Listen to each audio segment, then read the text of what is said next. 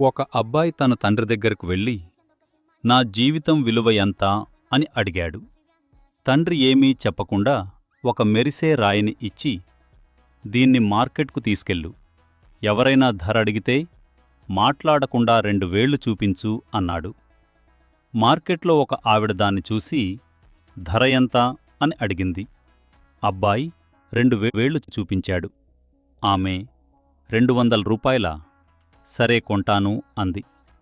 అబ్బాయి ఆశ్చర్యపోయి తండ్రికి చెప్పాడు. తండ్రి ఇప్పుడు దాన్ని మ్యూజియంకు తీసుకెళ్లమన్నాడు. అక్కడ మేనేజర్ ఆ రాయిని చూసి మురిసిపోయి ధర అడిగాడు.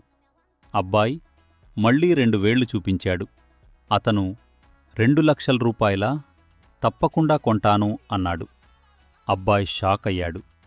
అప్పుడు తండ్రి ఇలా అన్నాడు, నీ జీవితం విలువ నువ్వు ఉండే చోటును బట్టి, నిన్ను గుర్తించే వ్యక్తులను బట్టి ఉంటుంది.